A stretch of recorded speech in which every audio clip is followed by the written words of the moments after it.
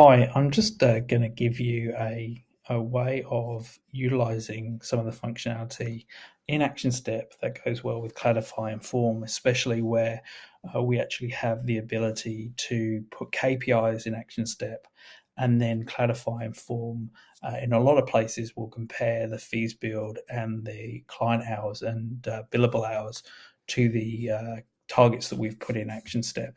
So if I just shrink my camera, um, how I get to the KPIs page that I'm showing you now is I go accounting, accounts, and then come into KPIs. And what it's doing for me now is it's got this date range. What I recommend you do is you select your financial year that you're operating under. So, if I'm in the UK, for example, my financial year might be April 22 to March 23. And so if I do that and reload, you can see now these columns have reloaded. So if I was setting the if I was setting KPIs for Cloudify, for example, what I could say is, okay, well, I want actual hours, billable hours, and sales targets for Stephen, for myself, and for Wayne. And what I can say is, okay, well, maybe Stephen works 5 days a week, I work 2 days a week, and Wayne works 5 days a week. And then maybe in terms of hours, it's an eight.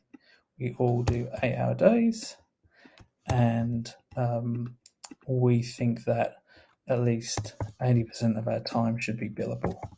So if I enter these figures, what's actually happening here is we're getting the calculations working out how many days in April, how many working days there are in April, so that your actual hour targets, billable hour targets, actually reflect the number of days in the month. So we're getting that all the way out to the end of of the period that we selected.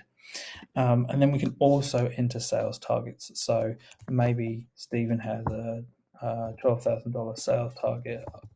I have $1,000 and Wayne has $10,000. So what we can then do is put these metrics in. We can seasonally adjust them if we want to. We can enter those for the period and then click Save Data. Now, what that's going to do is it's going to allow us to look at performance measurement over this financial year.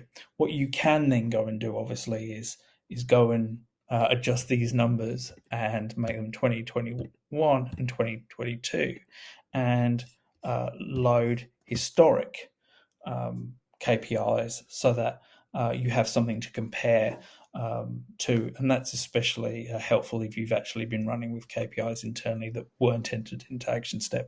So hopefully that helps. It's a pretty simple way of entering it, but it doesn't have that really good functionality of adjusting based off months, so that you do have those months with a shorter number of working days having lower targets, which you'd expect and want as an employee.